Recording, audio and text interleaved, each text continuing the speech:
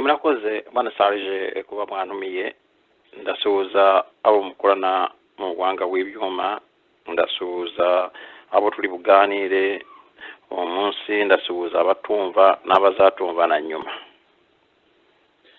Urakoze cyane Professor Kambanda. Tariki ya 7 z'ukwezi kwa 4 ni tariki buri gihe isi yose izirikana cyangwa umunsi yageneye reflection ya jenoside yakorewe abatutsi mu Rwanda. Iyi tariki cyangwa uyu munsi cyangwa ku inyito jenoside yakorewe abatutsi byemejwe mu mwaka wa 2018 ubwo nyine hari tariki 26 z'ukwezi kwa mbere mu mwaka wa 2018 bavugaga ko ari jenoside yakorewe abatutsi ndasubirwaho. Ubu nta n'imyaka itatu irashira cyangwa imyaka 2 twava kwishize kubera iki tusanga leta zimwe za Amerika zaba zarandikiye Nations Unies zivuga yuko iki gisobanuro cyangwa inyito cyaba kitumvikana neza bitewe nuko ari ikindi gice cy'abanyarwanda cyakora ubwicanyi bikaba bitera intugunda cyangwa bitera ibibazo. Amerika ikaba yifuza yuko haba kureva izinga iyi nyito kandi Amerika batora iyi resolution yari yicaye muri Conseil de Sécurité cyangwa mu muryango w'abibumbye. Prof Kambanda ni ngemereye nifuza ko utubwira uko urimo kubibona wowe nyuma y'imyaka 2 kubera icyo Amerika yabayandika ivuga iti iyi nyito yagombye gusubirwamo cyangwa hari ibintu byagombye kuganirwaho. Ijambo riryanyu. Murakoze bana Sarge. Ikintu cya mbere aho botana bari Amerika gusa n'abongereza nabo banditse befuza ko eyo nini yasubirwamo. Hari akantu mwavuze ngo iki cyemezo iyi nyito yahinduwe muri United Nations General Assembly ntabari muri Security Council. Nabyo nabwiraga abanyarwanda kiriya gihe babitora nabibuye abantu harimo igendo wungire yashuhaga n'ibintu atazi avuga ngo biyemezwe burundu ngo ntabo nabuye atebyo urimo kireka neba otazi na framework y'amategeko ya UN. United Nations General Assembly resolution zayo ntabo zihinduke tegeko. Icyo ni cyambere. Icya kabiri United Nations General Assembly ntabo ifate byemezo ntakuka. Resolution za UN General Assembly ntabo ziba ibyemezo ntakuka ntaho bishoboka kubera ko byane ibyemezo bya politiki. Igihe cyose habaye ihindagurika ya politiki mpuzamahanga cyane cyane interese z'ibihugu bikomeye resolution yafashe muri Security General Assembly bahita bayihindura na kimwe na Security Council. No kuvuga ngo ibintu byose bya ONU n'ibyemezo bya politiki efite aho ibugamiye. Uko politiki igenda yihinduka ni nako bahindura ibyemezo byabo.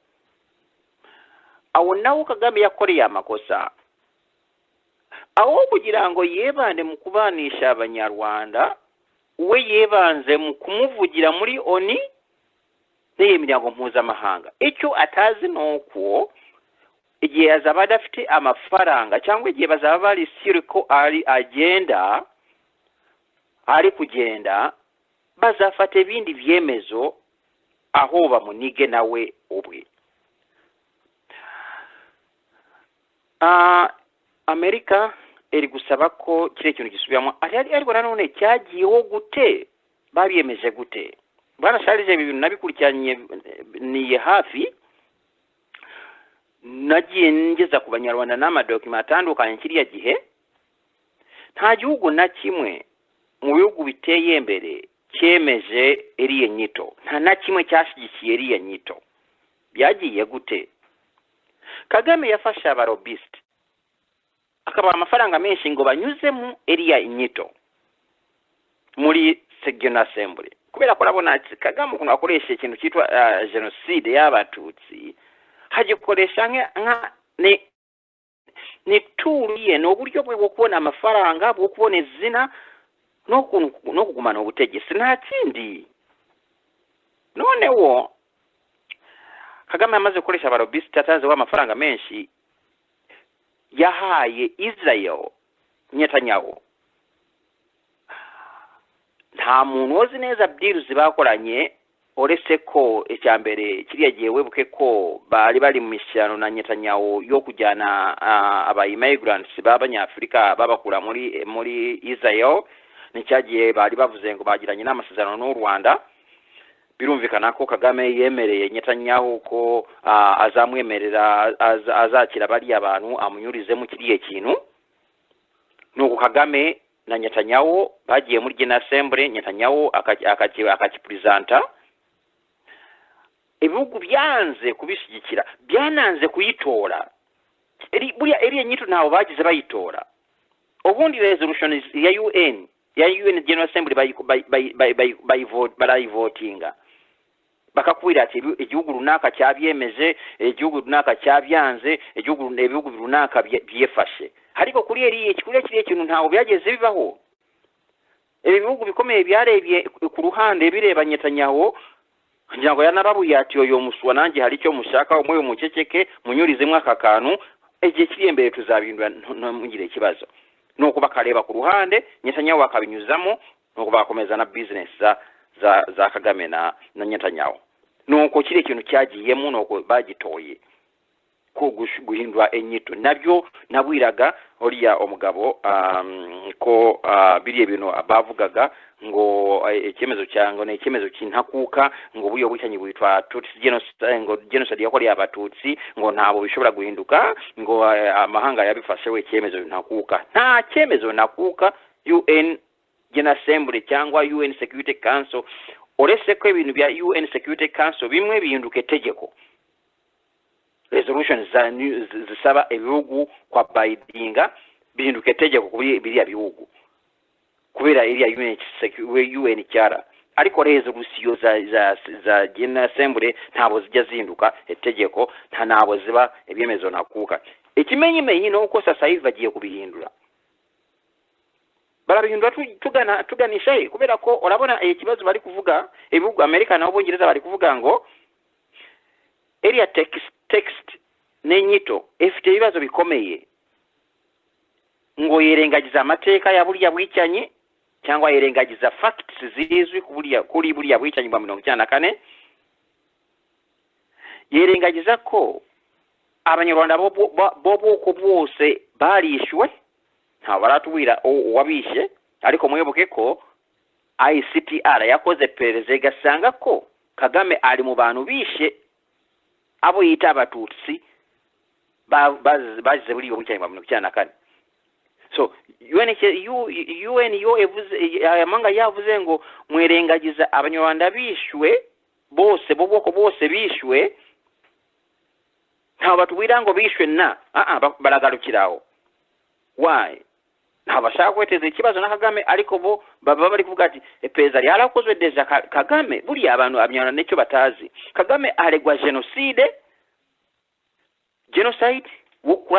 crimes against humanity no gufata abantu ku ngufu abagore ku ngufu nka uburyo bw'intambara muri biri byaha bya 1994 nibyo aregwa nibyo yagombaga kuburana muri ICTR abantu abaje babimenya ariko document irahari abantu benshi twagiye tuyisakiratingemo area engufi hari kiriya kinene shebe 3500 ndagifite nacyo ariko hari kiriya jambo nshobora kugitanga kubera ko gifite amazina gifite n'abantu hakorewe ibyaha hari n'ibimenyetso birahari ntabwo dushaka kubitanga kubera ko kitaragera ariko byo ndabifite twatanze area summary yeperereza twayishize ku mbuga abantu barazifite ariko abantu bajya batekereza ngeske ko ICTR yareze Kagame genocide yamureze crimes na crimes against humanity no gufata abadamu ku ngufu nka igikorwa cy'intambara obose Kagame genocide bamuregane yihe so twagaruse nanone yo ibihugu bivuga ngo eri nyito yirengagize ibintu bitatumvuze tugiye kusubira kuri ya nyito yitwaga December woko kandi ibi bintu maze gihembe mubira abanyarwanda bati kiriya kintu cya genocide ntabo kiri sustainable abantu benshi bakandega ngo kwanga ngo gwakana jenoside. Noneho abantu bandegaga ngo gwakana jenoside, noneho babonye n'ibihugu nabyo bibabwira ati ibi bintu ntabari byo murabesha. So ibi bintu naho nta mpamvu nemwe na nyungu nemwe dufite cyangwa Kambanda afite zo gwakana jenoside. No, ndi kureba ibimenyetso kubera ko ngewe nagize amahirwe yo kuba ko no mu rwego rw'akazi kanje mfite access ku madokima hafi ya yose kwisi hose. Hari ibintu byinshi mbona mu kazi kanje bimwe nabo barabibona, bimwe nabo birashoboka kuba public information, ariko ngewe bimwe ndabifite ndabizi. Yo tumaze kubire yo mvuze ebye bintu mba nshingiye kuri body of knowledge, ibintu byinshi, ibimenyetso byinshi mfite nibyo mba nshingiyeho. Ariko abanyarwanda kubera ko tufite umucyo wo kudashaka kumva abantu ngo Kambanda hakana jenoside. Ntabari byo, turi kuvuga ukuri, turi kuvuga facts tuzi zifite n'ibimenyetso simusiga. Bwana Charles, ebe bihugu kugera kuri iyo nevu bavuga bati inyito y'abatutsi jenoside ntabo egaragaza ibintu byabaye mu Rwanda. Ifite shingiro buryo bwicanyi bwabaye mu Rwanda ubunyamaswa kubwita jenoside yakorewe abatutsi. Oba werengagije ibintu byinshi. Kandi ndishimye cyane kuba amahanga abivuga sasa hivi nabo ari Kambanda. Muti gute ibintu maze gitubivuga. Abantu benshi bakise kuri buriya bwicanyi, basakise ku icyumu nabo ngewe mvuga ko bakise ku icyumu rirahari obo basinyaguriye. Bo barakubwira bati twishe nentera hamwe, twarazibonye zaratwishe. Kuri iyo level nta mpaka ngirana nabo, ndabyumva barishe nentera hamwe. Ariko ikibazo, hari ibibazo bibiri. Ninde wishe bari abantu?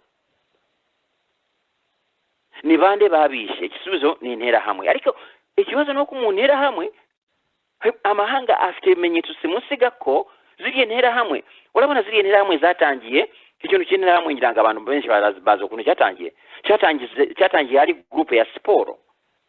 Bari yanga abantu bajyaga gukina umupira cyane cyane ku cyomwero ngo bari cyakanyota.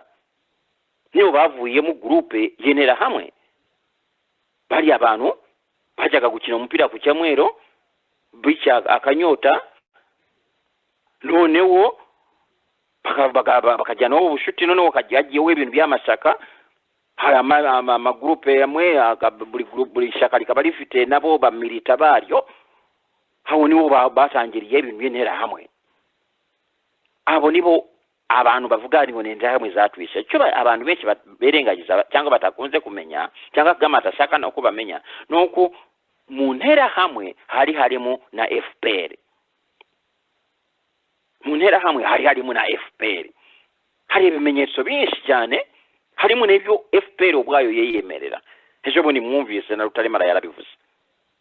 So muri ziye ntera hamwe harimo intera hamwe ubwazo, kamina aba FPR bamwe bari abatutsi. Bwana Charles, muri ya raporo tuvuga yakoze na ICTR ubushakashatsi barabivuga clearly. Baturanyije ngo abantu bafite amazuru manene bari abandayiro Tom Ndayiro arimo muri iriya raporo. Oyo Gasana Manuel birukanye uwo munsi arimo bambaraga ibitenge.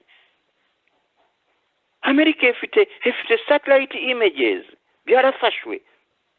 Haba abantu ba FPR bambaye ibitenge basohokaga hariya muri ahakorera eneko nshinga amategeko, hawe ikorere yenzu yarimo FPR gusa. Ariko hari ibimenyetso ko abantu bambaraga ibitenge n'ibimenyetso by'intera hamwe byose n'imipanga basohokagamo bakagenda bakica bakagaruka. Amafoto arahari. Hari n'urubanza rwashaka kuyagaragaza, ariko cyari igihe kibi cya Obama barayatwimiye yose. Ariko sasa hivi turi muri process y'okudeclassifyinga tuli kusaba Trump na administration ye ko ba declassifyinga ziriya satellite images tuziye abanyarwanda bebonere neza okuntu FPR yali yambaye ebitengi esookamu n'emipanga ekasooka ekinjira egasooka ekinjira abantu barahari ebibugu birabifite ebimenyetso hari none tufite n'ebaruwa yenera hamwe yo muri 1993 nayo evuga ibintu neza tuzi sasa hivi bali yanditse muri mu kwezi nyango kwa kabiri muri 1993 bavuga bati nyaboneka hari abantu bambara ibitengi byacyo hari abantu bambara ibirango byacyo bakagenda bakica abaturage bunyamaswa turi kwebaza abantu babivana he tusizeho n'amafaranga yo kubafata batakambira leta ati mudufatira aba bantu ntabo tubazi aho baturuka none wo bo bavuga ati ntabo tubazi aho baturuka ariko ejo bundi na Rutaremara yarabyemeje ngo batwababuye ngo bajyemo hariya ngo bakore ibindi byose nk'abandi Rutaremara yarabivuze ngo barababuye ngo bakore ibyo abandi bakora byose harimo no gutema iyo leta yenera hamwe iri very important kubera ko it validates ebindi byose tuzi noneho ukareba ubuhamya bwa FPR abantu bayoboraga igisirikare kiriya gihe babivuga ati twari tufitemo abantu bacu bagiye bakaba nabo batemaga nk'abandi tukanareba nanone ko ubwicanyi bwa FPR bwakozwe mbere ya 1994 na nyuma ya 1994 reka tuve kuri ubwicanyi bwa 1994 tuwehorere kubera ko tufiteho dispute ariko turebe ubwicanyi bwakozwe mbere na nyuma buriya bwicanyi bwa FPR bwakozwe mbere na nyuma ya buriya bwicanyi bita genocide bifitanye sano characteristics ni zimwe uburyo bakoresha ni bumwe no kuntu betwala bamaze kwica ni bumwe mutigute mbere ya 94 ya 1994 kuva FPR igitera yatemaguye enzira karengane kuva za byumba paka na n'ubu iracyatemagura kandi n'abari muri FPR bamwe ari n'abatutsi barishwe kuriya uburyo bumwe kuniga kujugunya misarani kujugunya mu migezi uburyo FPR na n'ubu igikoresha hari yindi characteristic ikomeye cyane mu bwicanyi bwa FPR yica abahutu abatutsi abatwa n'abandi bose nta muntu webabarira turi kuvuga mbere ya 1994 na nyuma ya 1994 nabo 1994 tubivuyeho tushaka kugaragaza noneho ko ubwicanyi bwa FPR bufitanye isano na buriya bwicanyi uburyo bakoresha ni bumwe buteye soni abantu bafora urupfu rw'akababaro rubabaje cyane kandi rw'urugomo kandi ruteye soni kujonga ibiti gutera ibyuma gufumita kubacukura bakabasugunya mu byobo bakabasugunya hehe ibi byose ni characteristic nanone ukareba ko igihe cyose ubu bwicanyi bwa mbere na nyuma ya 1994 yo FPR yishe abantu cyangwa umuntu eshyiraho ikintu cyo gutekinika kigaragara yo fasha umwanya wo gitekerezaho kiri ari ikintu gisekese cyane kiteye soni kuba ukibaza ati batekerezaga ko hari umuntu ushobora kubyemera ibyo bintu characteristics z'ubwicanyi bwa FPR bwabaye mbere na nyuma bihuye neza na buriya bwicanyi bwa 1994 ubwo bita Tutsi genocide ubwo babesha Tutsi genocide none ukanongeraho eske neba koko Kagame ori serious ko buri bwicanyi bwari Tutsi genocide ukaba ori concerned nabo obesha ngo nabakika cyumu kuki obicha nabo kuki obamariye ku cyumu na strategy yawe yo kugumana ubutegetsi kuki ubuzima bwabo tabwetayeho ibi bintu byose amahanga arabibaza kandi abafitiye gihamya abafitiye ibimenyetso nanone tukagenda tukareba ukuntu Kagame akoresha Tutsi genocide nk'ekintu cya survival. Jenoside yakorewe abatutsi ni nk'umwambaro Kagame yambara agiye mu bukwe, yo akeneye faranga, yo agiranye ibibazo bya politiki mu gihugu cyangwa n'ikindi gihugu, akacyambara akagenda akagishyira hejuru nk'akarita. Ariko nanone mu kugishyira hejuru ugasanga n'abantu yabeshe ngo n'abacika cyumu bakise ku icumu ntacyo bavuze mbere ye. Ibi birakwereka ko eze ngufu ashyira mu gukoresha kiriya kintu nuko n'amafaranga akoresha mu kugurisha kiriya kintu, birakwereka ko hari ikintu cyari kugenda neza. Ibyo nabyo binyoma amahanga azi cyangwa abona. Ariko Professor ufatiye aho hari ibibazo barimo kunyandikira bambaza bati tubwire why now, kubera icyo utekereza ko magingo yatangiye kubona iyi position y'Amerika n'Abongereza, aya maboro yanditswe mu kwezi kwa kane tariki ya 20 cyangwa 23, niki gihindutse muri politike kugira ngo Kaga bamubwire bati hold on one second, reka turivising iyi nyito tugaruke kuri bimwe twatangire 94? Hari ibintu byinshi. Kagame yari kurwana na buri muntu wese mu karere n'igihugu bakibona, reka bamaze kubona ko Kagame ari hafi kwetura hasi. Kandi ibi bintu ntabwo ukeneye kuba umushakashatsi kubibona. Kagame ari kugenda. Na Kagame nawe iyo yicaye mu rugo azi ko ari kugenda, ariko ntabwo aramenya ni ryari. Icyo nicyo Kagame atazi. Isaha bari bumutikurireho ni atazi. Icyo azi ko ari kugenda, ari mu rugendo. Ibihugu bifite za intelligence hariya kuri tere birabibona. Kandi menya ko nabari iyo raporo gusa, nabari iyo ibintu bari gusaba gusa. Ahubwo bari gusaba, Amerika iri gusaba ngo urukiko mpuzamahanga rwashyiriyeho u Rwanda iriya mechanism bayongera amafaranga, bagure na manda yayo. Ariko usa nkaho ubizi, ubushize warabimbwiye muri kesi ya Kabuguti Kaga nawe ruramutegereje, none iyi baruwa nayo nibyo isa nk'ishimangira guha imbaraga iriya mechanism. Ibintu bimwe Yesu yageze kutubwira ngo iyo mwebwe mbabwiye Imana yabaturanyije mubyumva, ariko hari abatabyumva bariya ntawo byari bagenewe. Twakomeza noneho bari kuba bashaka kongera manda kwagura ubasha bw'iya mechanisme kuburanyisha na ziriya manza zose. Ninde? Ni Kagame. Ibi bintu nugire ngo biva mu kirere, bari kubona ko Kagame ari kugenda. Bari kandi hari n'ikindi kintu, hari DOJ, Department of Justice hano, bar hafite dossier, afite mapping report kuri table ye, kuri table ye kiriho sasa hivi. DOJ eri kurivisinga mapping report. Yagaruse mapping report eri kubiro neza bya DOJ. Nuvuga ngo eri kuri agenda ya Trump, eri kuri agenda ya Boris mu Bwongereza. Mapping report yagaruse, nibashaka babimenye, ndabizi ko babyumva, bumve iyo radio. Mapping report yagaruse.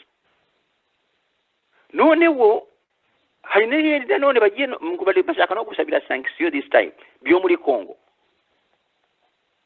persistence violation ya sovereignty. Kandi menya ko iki cyaha gihanishwa cyahindutse cyaha mpuzamahanga. Murabizi ko area amendment bakoze kuri ICTR treaty bonje yitwa Kampala amendment bashizeho kuvogera gutera ibindi bihugu. Ubu sasa hivi Kagame bashobora no kumurega muri ICTR, muri ICC, kubera ICC bayo bongeyeho icyaha cyo gutera kuvogera ibindi bihugu. Ni icyaha gihanwa kiburanishwa na ICC hejuru ya ICTR. Kandi sasa hivi iyo raporo igiye gusohoka, yemuguke bari gusaba kumusabira n'ibihano Kagame. tuli kureba ebibugu biri kureba mwisho wa Kagame byatangiye gutegura omwisho wa Kagame ne Kagame atarawubona abimenye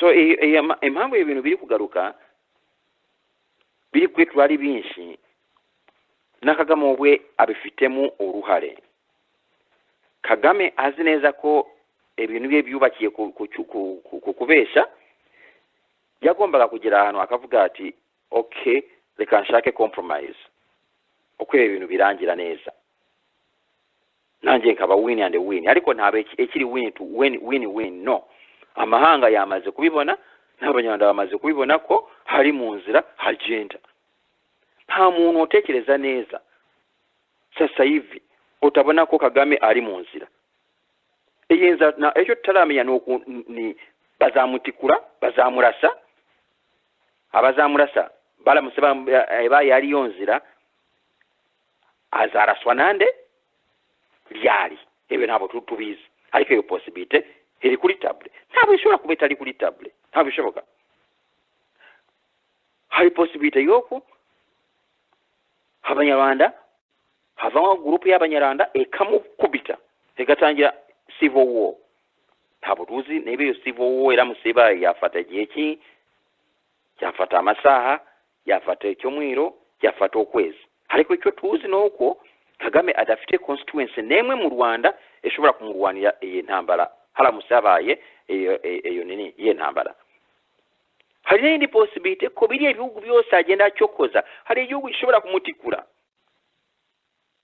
biriye bihugu y'abatwanyi ntogire ngo ubona abaswa nabo baramureba bamuriyamiye amazanza nta muntu ushobora gukuraho possibility yoko biriye bihugu asuzugura biriye bihugu agira nabi by'abaturanyi harimo neyo Kongo yibesha ngo yarayifasha kubera Gisekedi nayo eshobora kuzamuviramo ikibazo bakamutera haya mabandi yo muri Kongo akavamo group ugasanga yateye u Rwanda iyo possibility rahari kandi ibintu mvuga bimwe yo uganiriye n'abantu ba muri ba CIA baze ibintu uko bimeze muri kariya karere byose barabikubwira ugerageza ushakisha umuntu wa CIA uziranye nawe cyangwa abatumva baziranye n'abantu ba CIA bababwira batangire niba ari inshuti yawe magara mushobora kuganira ibintu bazakubwiriza possibilities zirahari barazizi banazi kebo zarageze deja hano muri Washington ko Kagame agiye kugenda icyo batazi ni ryari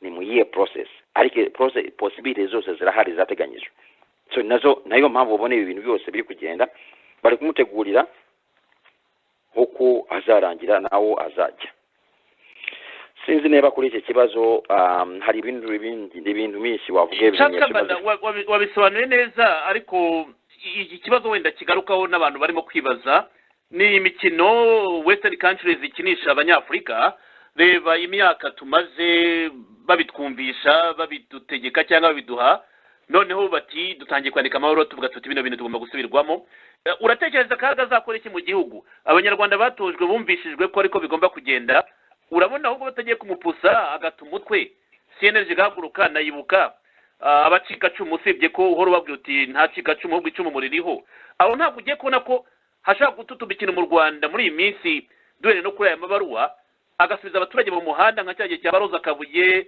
igihe cya Bakeke ababwira ati mujye kwigaragambya mwamagare bamata ibihugu ugasanga ahubwo iyo mpinduka iturutse mu gihugu muri abo bantu agiye gushyira mu muhanda ngenda cyeka kagara akira abanyarwanda mu muhanda iyo bije kuri jenoside bayikozeho asarambera agahita ashyira abanyarwanda mu muhanda.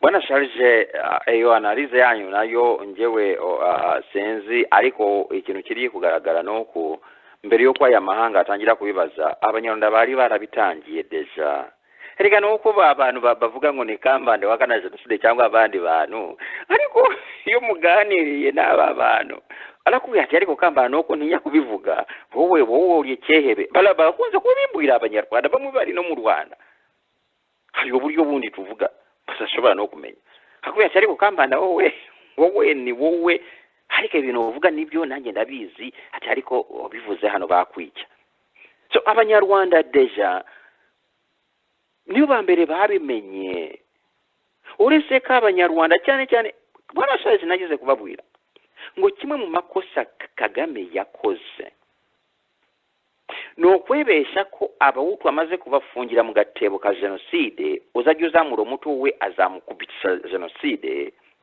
noneho akebwe ati hari indi groupe y'abaryaba abana ngo b'abanyarwanda b'abatutsi babaga mu Rwanda bafite n'emitungo n'obutaka bazanye n'abahutu bene babo ati abo bo twarabifatiye n'abaswabo nta kibazo ntacyo badutwara tujya tubaha tuzinga akazinga muri minaroko bagende bakora bagende babe bacunge abahutu bene babo.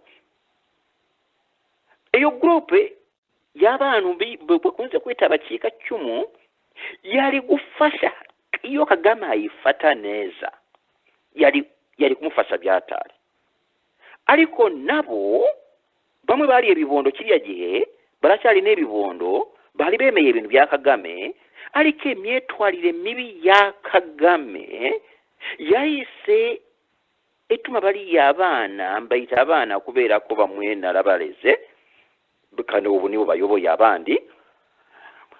Bari abana nabo bahise bakanguka bagatangira kwebaza iyo Kagame ananura icumu rye, ariko icyo yakomeje kubikisha rya cumu rye yari yababeshe ko bakitse. Iyo adakomeza biriye bibondo byari kubyemera, ariko Kagame yakomeje kuburyo yahaye biriye bibondo ibimenyetso simusiga ko niwe wabikiye ababo. Nako waje kumva ziriye ndirimbo za Kizito, hari n'izindi ndi kumva muri iyi minsi ntabwo dushaka kuvuga amazina kugira ngo batabahagurukira, ariko uri kubona ko bariya iriya groupe y'abana. Kandi bwana Charles nageze kubabwira hano ko bariya abana narabareze, kandi bamwe bari inshuti zanjye, kandi abayobozi babandi bari inshuti zanjye. Bariya abana nabize we ikintu kimwe, ntabo bavuga, ntabo batera hejuru, kandi bafite histoire ya twarabamenye mbari mu mbazi. Iyo niyo filosofi yabo. Kagame yabafashe nk'abaswa, kumbe n'abahanga. Bari abantu abana n'abahanga, ariko babafashe nk'abaswa. So the point ni gukora hano nuko uri kwebesha ngo n'amahanga yabitangiye, ariko deja ibyo amahanga ari kuvuga genda ufate ndirimbo ya Kizito, ufate n'ibyo amahanga ari kuvuga sasa hivi ni kimwe. Genda ufate ibyo abana bari kuvuga mu Rwanda abahutu n'abatutsi ni kimwe. Ejo numvise bari abana nabo n'abana, reka tuvuge n'abana kubera ko bamwe wenda nabo narabareze, bari abasinzi n'ijambo, bari area group ya bari abagatebuke ufate ibyo bagatebuke ibyo bavuga